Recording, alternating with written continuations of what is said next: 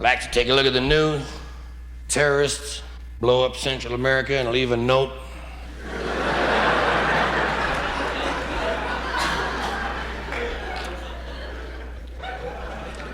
A Philadelphia man was arrested today while attempting to make an unauthorized deposit in a sperm bank.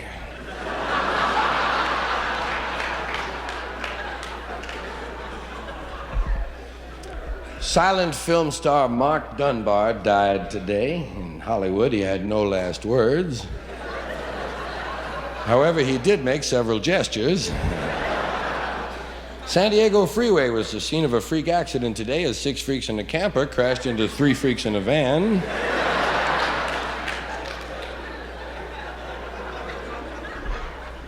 Nobel Prize in Mathematics has been awarded to a California professor who has discovered a new number. The number is bleen, which he claims belongs between 6 and 7. Medical researchers have discovered a disease which has no symptoms. It is impossible to detect, and there is no known cure. Fortunately, it is confined to New Jersey.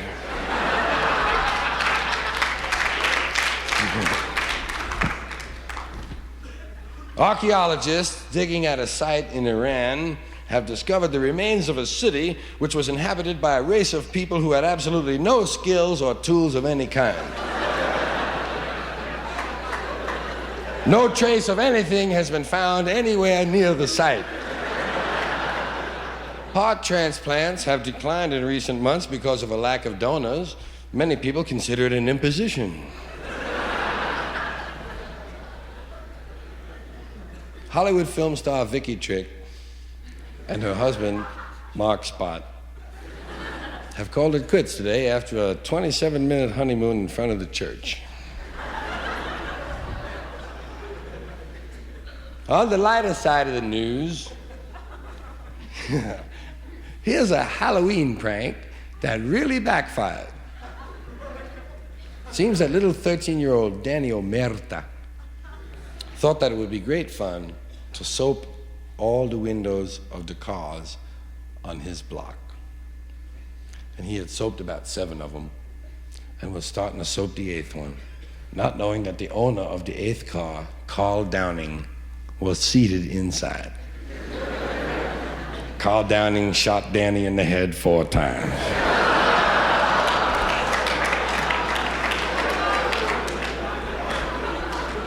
And in Cleveland today, 27 people suffered 12 hours of continuous whiplash when a man claiming to be the devil hijacked a roller coaster.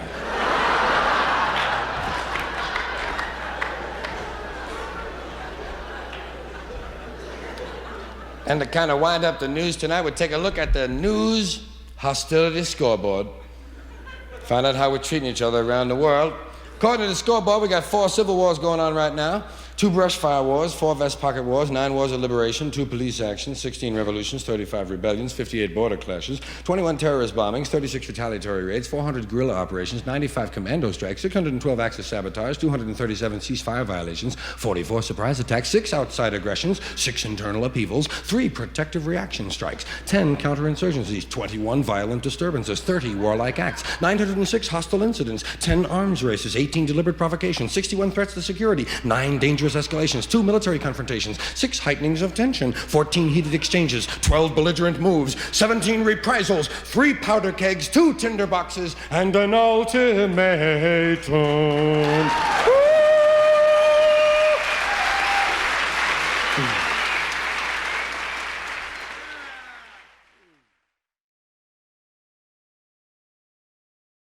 Me and my friend Billy Heaney, we're about the same age, you know, I'm 37, man. It was about 10 years ago. We're about 27, you know? And we were hanging around in the bar where we grew up. And so we were talking to each other, you know, reminiscing. And specifically one night, at this particular time, me and Heaney were reminiscing about teenage masturbation. Plain old adolescent hardcore jacking off, man. That's all we were, you know, talking about little secrets and shit and everything. We were older now and everything. And we were talking about who you used to think of Because we didn't know that we fantasized. We thought about people. A lot of guys thought about movie stars, and a lot of guys thought about girls in the neighborhood. I always did because they seemed more possible, you know? Hey, this could happen. Brings you up a few, doesn't it? And while we're talking, this was so beautiful, because it wouldn't be funny if he didn't really say it to me. And he says, "Did you ever do Betty Ryan?" I said, "Yeah." He said, "How was she, man?"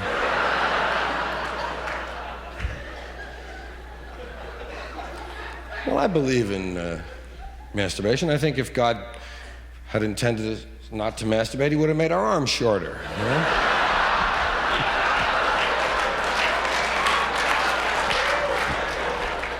Hey, I can't reach nothing. Come here.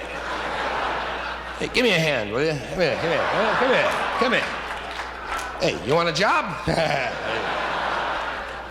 how phrases are started, man. Well, I just think if you're gonna masturbate, man, you know, like, well, treat yourself right. Don't just drag yourself in there again and use yourself, man. Bring home flowers, man.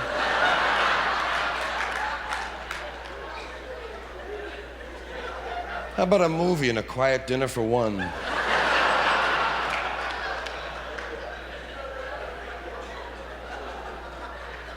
And be coy with yourself, you know? I don't wanna. Oh, come on, honey. For me? It's all you ever think about.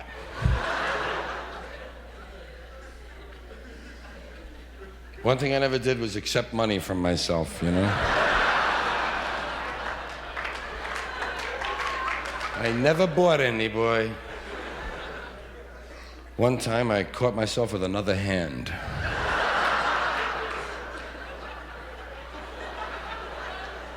Never let your left hand know. Big trouble. There's another little part of pre-adolescent sexuality, pre-adolescent good feelings. Something just on the threshold of innocence and wonder. And so it's a little girl getting involved with the banister. It's quite innocent, it's quite nice. It's quite okay, but it's especially built for her. Young males can go up against any flat surface they want. Little girl seeks the banister out, the banister knows. The banister is sensitive to all of this. But you'll see the girl over there. What are you doing at the banister? Just talking, Mom.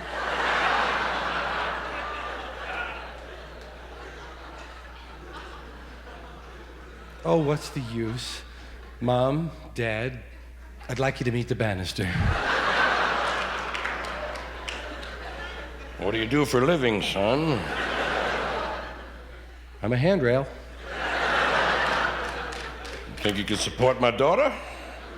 I'll support anyone who'll hold the handrail. That's right, the handrail loves it.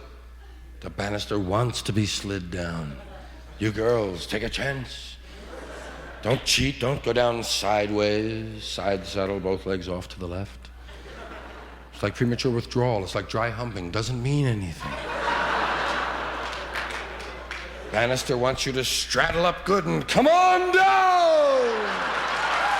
Yay!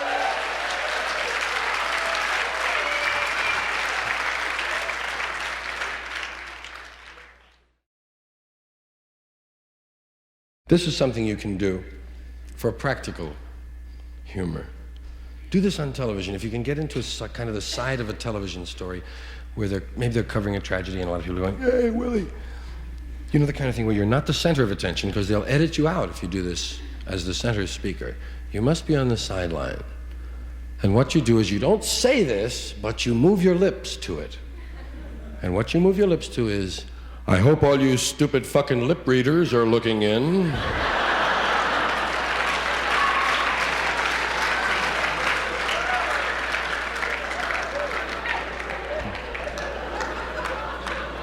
Have you ever tried backing out of Jack in the Box, man?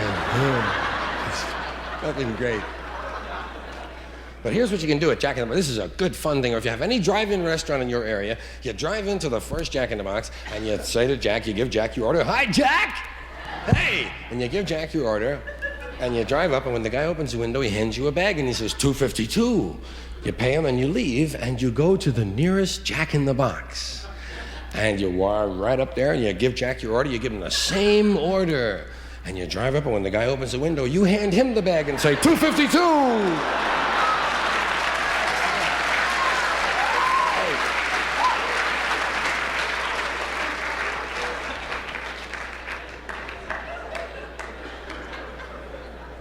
Here's another one. You do this at the department store. Go to the handkerchief counter. There's a lovely lady over there. And you say to her, do you have any monogrammed handkerchiefs? And she says, yes. What initial would you like?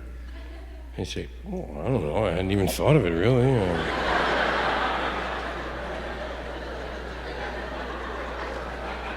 I don't know, give me an R or an L, 2 P's, a Q. Hey, whatever's not moving, let me have it. You make that lady's life. Not just her day. For Thanksgiving, generations to come, she'll be sitting there saying, did I tell you about the weirdo that came in? You'll be famous forever, man. You can make a person's life, all right? I'll tell you something I'm going to do. This is a real mental hot foot. What I want to do is I want to have my car rigged up so that I have a white cane with a red tip on each of the fenders. And I'm going to put on dark sunglasses and drive very rigidly.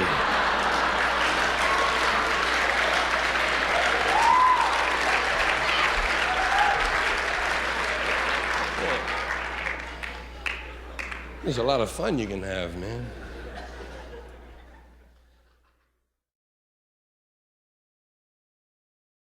Please return the stewardess to her original upright position.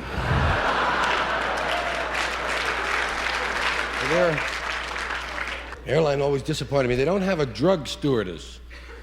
They have an alcohol stewardess. Champagne, red wine, white wine. White wine, champagne. White wine, champagne. Red wine, white wine, champagne. Red wine, white wine. Red wine, white wine, white wine, champagne. Champagne, white wine, red wine, white wine. Red wine, white wine, champagne. Champagne, white wine. White wine, red wine, champagne, white wine. I think they could spare one girl to come down the aisle, PCP, trips, coke, smoke, shit, drinks to get high.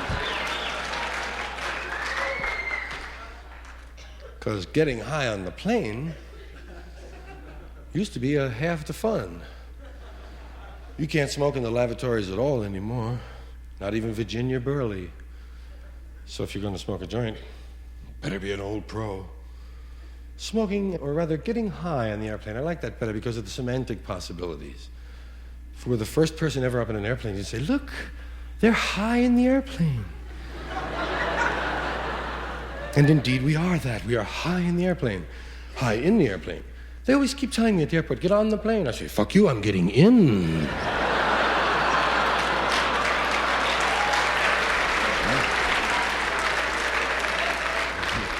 Let the daredevils get on.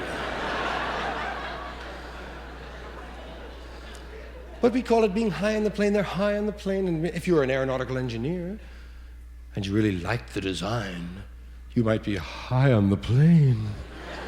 And then if you got high on the plane, you'd be triple high on the plane, unless you had got high before you got on the plane. Because you can be high on the plane, or let's put it this way. You can get off and get on, or you can get on and get off. Yeah? I used to like to smoke up in the forward lavatory because I figured that the mirror was two-way and the crew was watching. And always offering the crew a hit, naturally. Hey, come on. Hey, guys. All right. Then I'd relax a little, have the little thing locked, occupied. Okay. Looking at all the little slots and shit. And you get high in the plane. Of course, it depended on what airline you were on, whether the suction in the sink was any good. TWA always had the best sink suction, as far as I'm concerned, for your traveling head. Wow. My hair used to straighten out, man. I lost ideas in those sinks, man. But you have to keep it open. I was a real dummy for several years. I used to just press down the drain. which gives you a red ring on the heel of your hand. It's like powder burns, you know, they got you, man. Look at the guy with the red ring. Come on, take him away. So I found you could put some soap in there or a piece of the cup, keep it open. But then you have to decide if you're going to smoke in the bathroom on the plane, you have to decide if you're going to make believe you're taking a shit or not.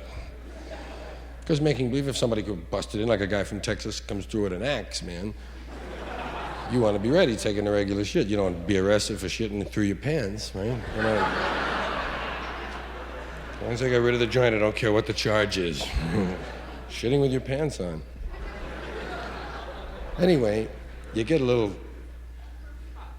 high and the light goes on. Return to cabin. Uh-oh, something's up, they need me. Knew I shouldn't have left them alone. And on your way out, you see another sign, because you're really into detail now. And it says, please wash up for the next guy. And so you know you didn't do anything in the sink much, but you do have felon's guilt. So you decide to wash up for the other guy, and you even wash off the gray bubbles on the soap that the old guy made, and you start to wash off the fixtures, and shit in the mirror looks like it needs a little bit. Pretty soon you're doing the walls, man. Any more babbo out there?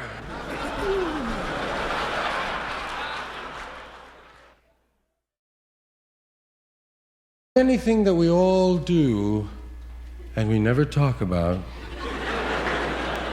is funny, man. Have you ever been making out with someone and one of you has a snot that's whistling?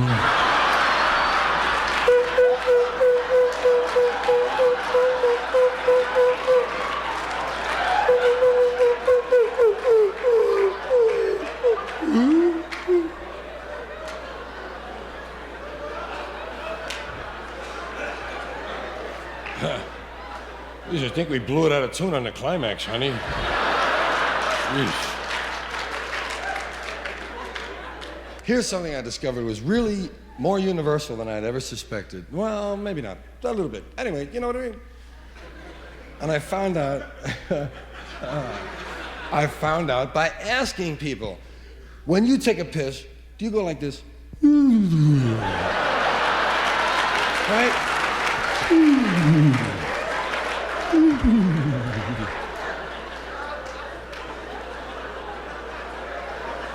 I found out even women do that, man.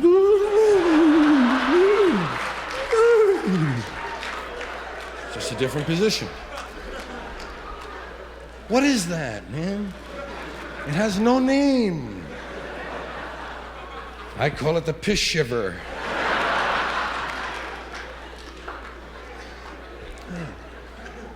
It's nature's way of shaking off. It goes back to the days when we didn't hold on to it. Sure.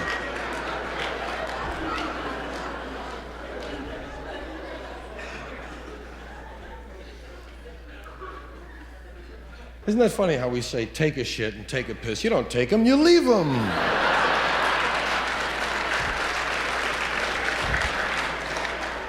I left the shit, Bill. Jeez, where'd you leave it this time? Last year, the kids didn't find it till Easter. I'm gonna take a shit. Don't take one of mine. I only have 3 left and the weekend is coming up.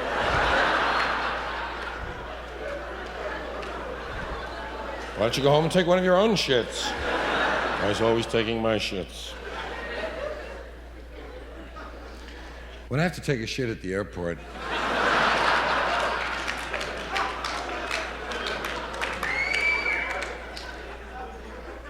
I usually go in the handicapped stall.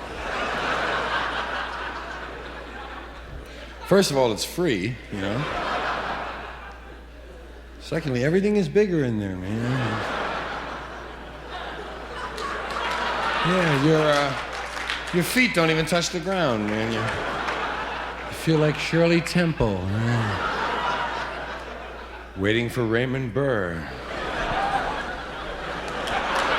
Let me in there.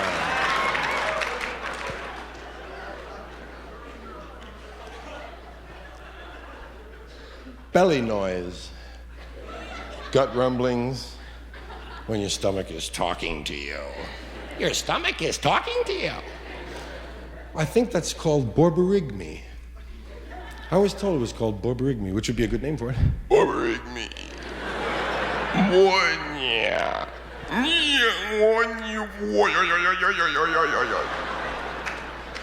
That's a familiar one, right?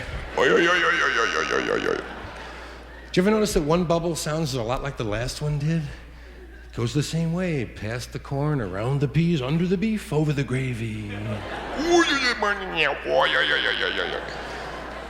One of the great times that your stomach does a lot of this orating is when you're sitting in the dentist's waiting room. Everything is quiet, man. You're reading Cuspid Annual, and your stomach is showing off or attracting attention. Saying things like, "We're poor. We're poor." And you try to shuffle the book and go.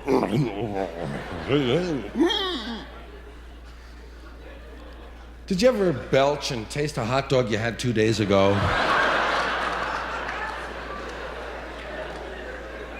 Hey, that was almost puke.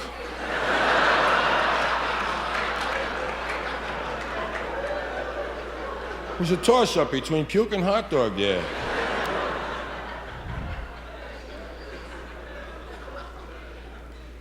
In New York, if you spit in the subway, it's a $50 fine. Vomiting is free, man.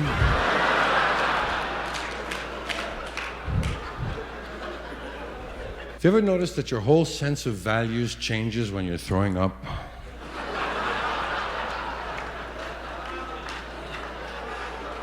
I don't care about my shoes.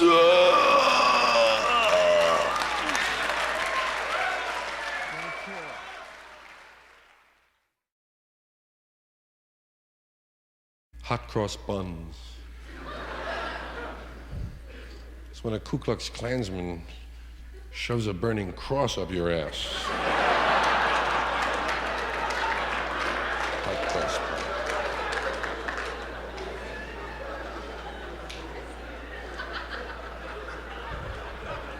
Hot water heater. We have a hot water heater. What the hell do you need with that? Hot water doesn't need heating.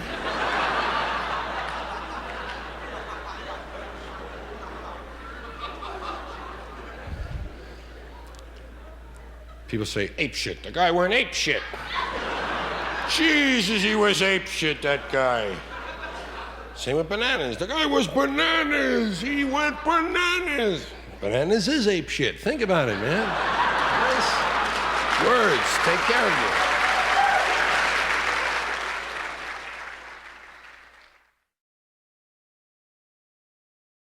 Names are a part of words. Hey, names have a real impact, though. Names have emotional value, especially names that are attached to products or people or really things that are bigger than just stuff. But holy moly, product names. For instance, if Janitor in a Drum made a douche, nobody would buy it, man.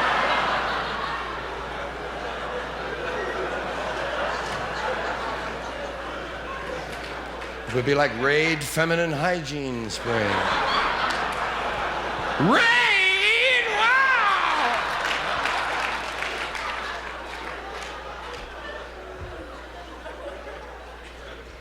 They call them feminine hygiene sprays. They're underleg deodorants, and they never recognize that. Well, I think lesbians should have a perfume called Fuck Off, Mister.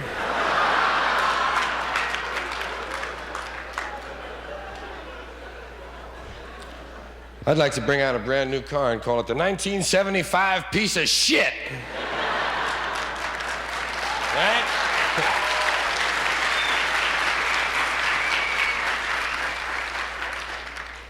Well, the guys who sell them call them that. Here's a nice little turd coupe. And don't forget the big country shit box. Call them shit boxes, man. Whose turd is that? That's my trade-in, sir. Well, get it away from the sign, man. They'll think we sell them things here. Here's a nice little shit box, drive it off the lot. You get the full guarantee. If it breaks in half, you get to keep both halves. I would like to have a baseball team and call it the Milwaukee Beer Farts.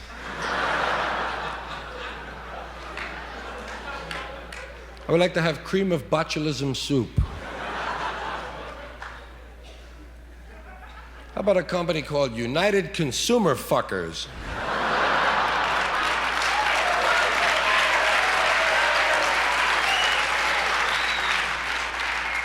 Football team names, man. I'm tired of Panthers and Tigers and Wildcats. I would like to root for the Cincinnati Mice, man. Go Mice! Let's win for the pink and white.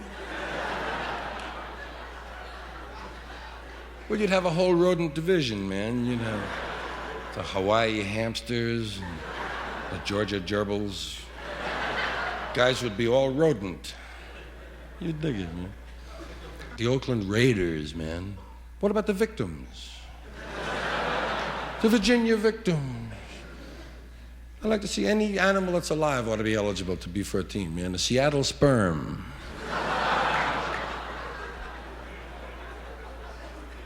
The Texas tumors, man. How about the Kansas City crabs?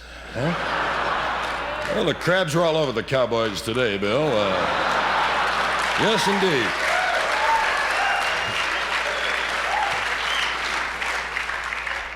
My name was a pain in the ass. George is a pain in the ass name. It really is. It's a name that you have to kind of grow up separately from. You be my name, I'll be me. I'll answer the door and they'll ask for you. It's really a name like, well, for one thing, when you're writing it, it's never finished, man. G-E-O-R-G-E. O-R-G-E-O-R-G-E-O-R-G-E-O-R-G. You feel incomplete, you know? Then they start whipping the little poem on you, the little chant. Georgie Porgy. Nobody else in the world has a goddamn song like that.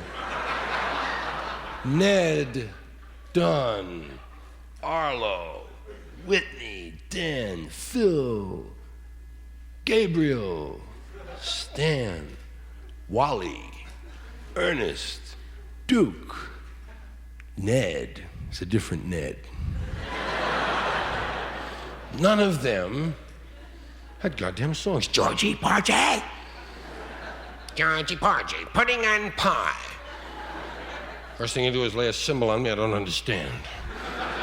What am I, a raisin? Pudding and pie? Jesus. Kissed the girls. Yeah. And made them cry. Oh, no.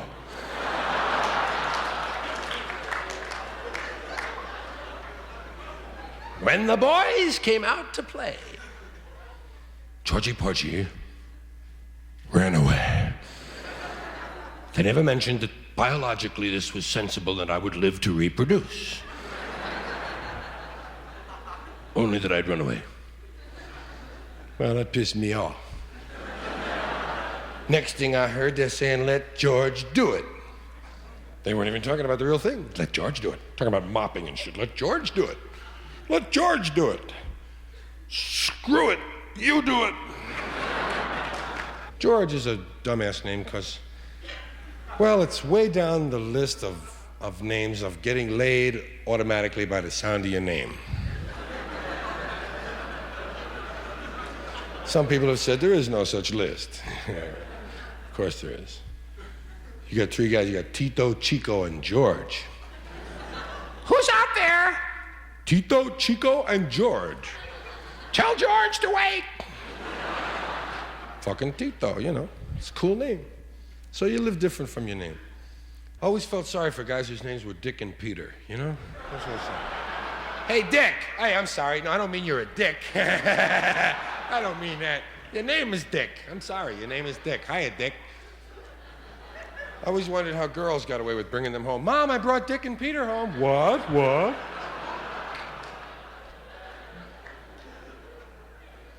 I know a guy, his first name was Ed. He was so cool, he spelled it with a hyphen. It's kind of nice, you know? Baseball and football. Baseball is pastoral. Football is technological. Baseball is played in a park. Football is played in a stadium. Baseball has no time limit. We don't know when it's gonna end. Football is rigidly timed, and it will end if we have to even go to sudden death. Baseball has the bunt. Football has the punt. Baseball's object is to go home. I'm going home. In football, we are down in enemy territory, reaching for the end zone. In football, we have the block, the clip, the kick, the blitz, the bomb, the offense, the defense. In baseball, we have the sacrifice.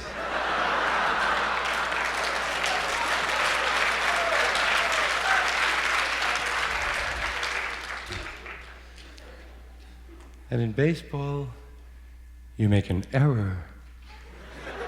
In football, you pay a penalty.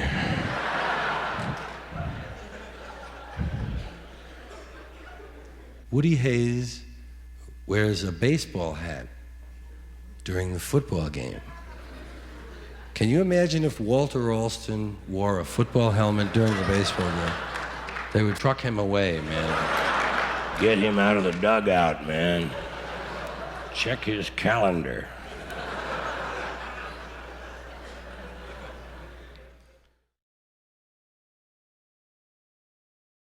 Football is weird anyway, man. Football is because we're Europe Junior. We came from Europe, man. We're Europe Junior. We really got it all down. We play the Europe game. What is the Europe game? Let's take their fucking land.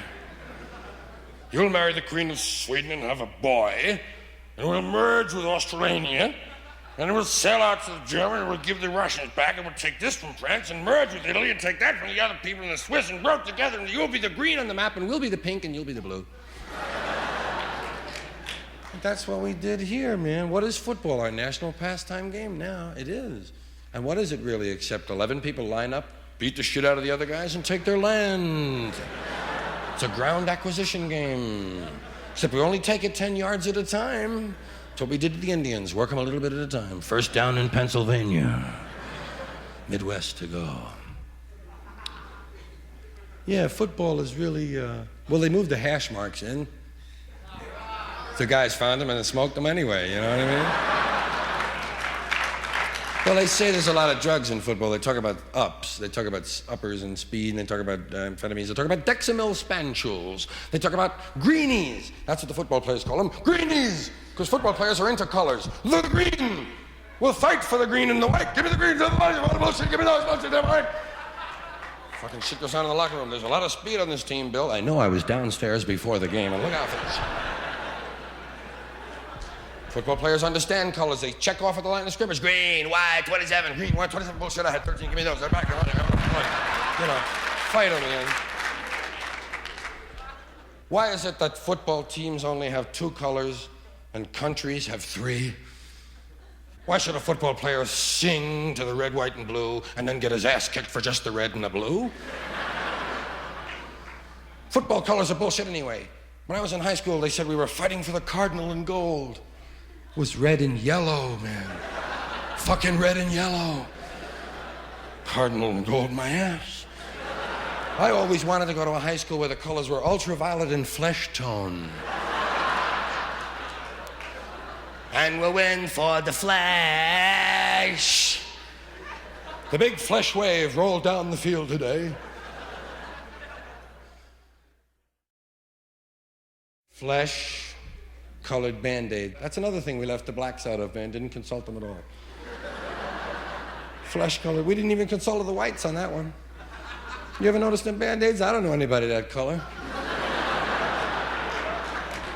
It's kind of an off coffee. I don't know nobody like that. And I've never seen anybody with their pores laid out in grids that way, man. Fucking science fiction. But some businessman had to pick that color out. He had to approve it. Some man who was assigned a pad, a pencil, a place to write, had to okay the art department. Art department brought up all the shit. Let me see. Well, let me see. 55, 51, I don't know. 51, 53. That'll be flesh. 53. Wow. Didn't even bother me. Flesh-colored crayons pissed me off. I was a war baby, 1937. That made me 8 years of age when it was over. And flesh-colored crayons didn't come in for a long time, man. Flesh-colored crayons came in when I was 19. And I had been out of coloring for over a year by then. I had gone through rubbing orange and red together. Another color that bothers me is blue. Why is there no blue food? There's no blue food, man. Blueberries are purple. A lot of things blue on the vine, a little bit blue on the vine, bullshit, purple.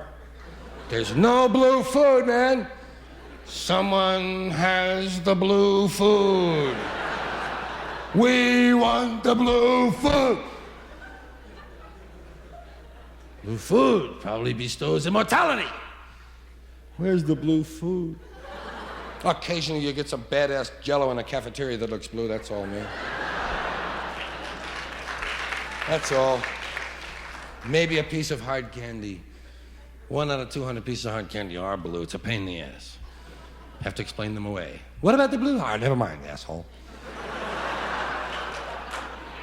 It's mint or some shit, and it has nothing to do with color. Green is lime, yellow is lemon, orange is orange, red is cherry. Blue is nothing, man. There's no fucking blue. And then they chop the little round blue thing in their mouth. Oh, show me what it is. It's a sour ball. The glass. It's left over from Halloween. Religion is like a lift in your shoe. It's important sometimes. And it helps you walk straight for a while, however long you need it. That's the secret. How long do I need it? It's like anything else you think you need for any length of time. How long do I need it? As long as you're pulling your own coat, nice. As long as you know who's in control or why you're not, okay. But religion is like abdicating responsibility for your life. Many religions make it easy for you to just throw it all off. It's God's will. That's right, God's will. I ran over the kid in the driveway, that's right. Don't look at me. God's will. Hey, boys, let's go downtown and get this guy, God. Can you see a lynch mob in front of the church? It's the 4th guy he's killed this week.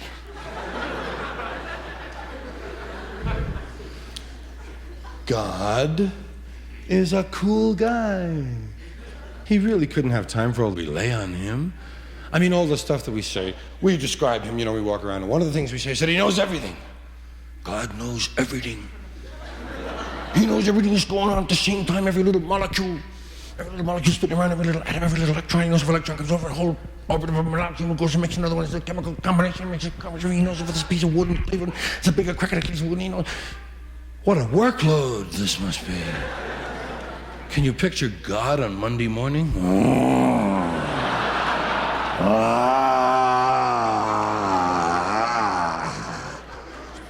He wouldn't wish that on himself. He's a cool guy. He's us. That's what we always said. Every religion told us, love yourself, love your neighbor, love your God. You're all the same guy. We just don't have uniforms yet. We do believe we're God, and that's cool. We are. I think God is probably subject to physical laws. That would explain a lot of things, It would explain why he can't help a whole lot of stuff. People say, how could a God who's benevolent let this kind of suffering go on with you? He can't help it, lady. He's subject to physical laws. Why did God always have to send a messenger? Why the hell doesn't he show up himself? I mean, really now. God sent a messenger. God sent an angel. And they came from somewhere to somewhere. This implies the traversing of physical space. This implies physical laws. Why did God have to go from some place to another? Because he's only slightly superior. Everything God makes dies. You sure? So far, everything? Right. Every tree so far, every little hog. Well, there's a lot of things still alive, but it's just like it was before. They're going to die. We just can't prove it. That keeps us alive, doesn't it? It's not all dead yet. God, everything he makes dies. Where did he get such a great reputation? This batting average of his is 0, 0, 0. I mean, a cool guy is a cool guy, but don't put me on.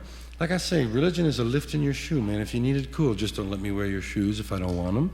And we don't have to go down and nail lifts onto the natives' feet. That was always a wonderful thing.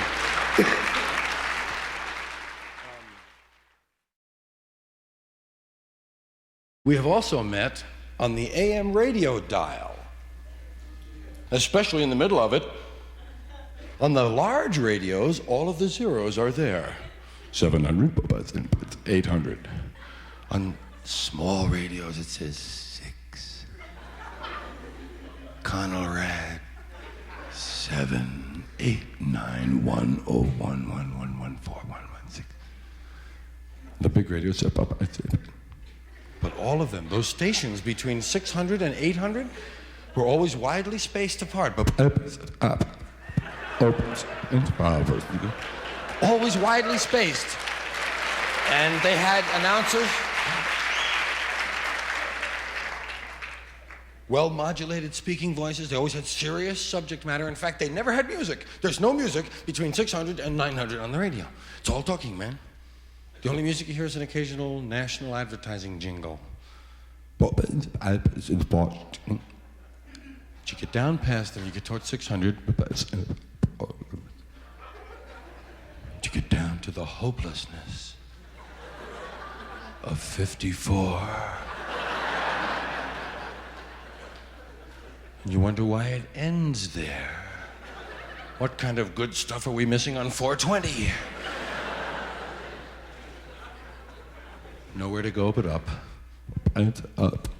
It's watch. No.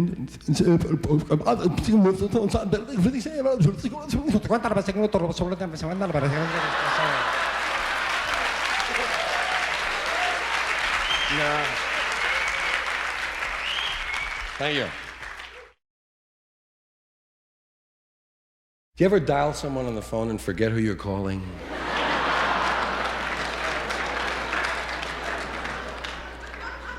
Do you ever look at yourself in store windows when you're passing stores? Hey, man, I look cool in the store window, man. Every now and then you hit a storefront that has a 45-degree angle, and you walk into yourself, hey, man, I look cool walking into myself, man. Do you ever look at the crowds in old movies and wonder if they're dead yet? I do. They show a close-up of an old guy. What year is that movie? 1931? That guy's dead. He's dead. Come in here, Phil. It's a dead guy on TV. He wasn't dead then, but he's dead now. Look at that guy there. He's now dead, that guy. You ever tried to throw away an old wastebasket? Can't do it, man. People keep bringing it back to you. Hey, your wastebasket was in the garbage.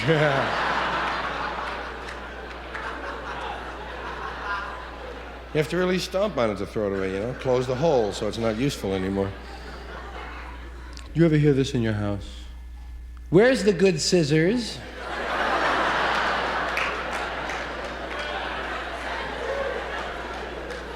I can't keep anything nice in this house. And I want my good tape measure back. Oh, the good tape measure, not the one with 38 inches missing in the middle, right? Here's something you hear. Mostly men say this around the house. Who stole my underwear?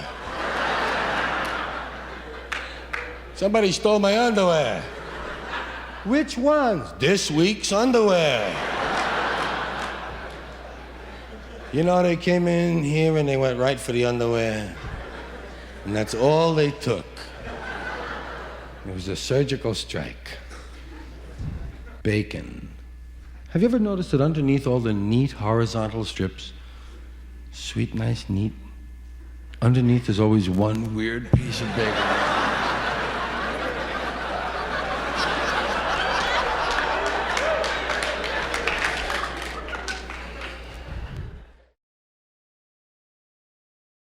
My grandfather used to say something. My grandfather used to say, "Get the fuck out of my way, man!"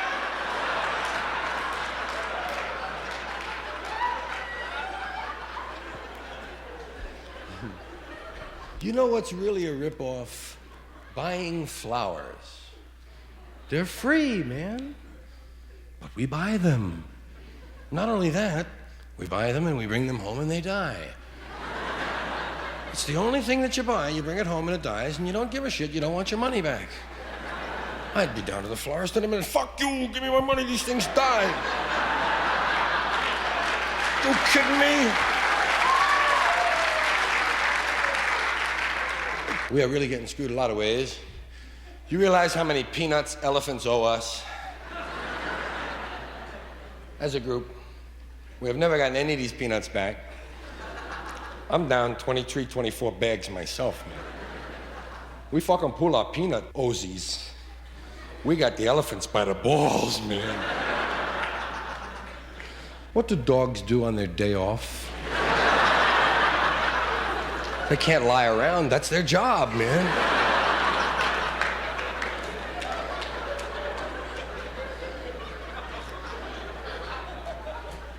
I know a guy who's trying to perfect a method for fucking while running at full speed. That's pretty weird. There's a moment coming.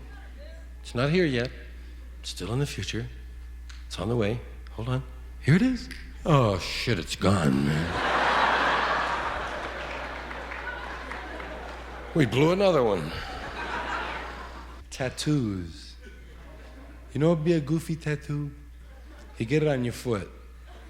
On the sole of your foot, it says, "If found, please drop in the nearest mailbox." I got another one. On the guy's back, your tattoo, "Please, let's never anybody tell this guy all the shit we wrote on his back." He thinks it's a pirate ship. Yeah. That would be nice, man.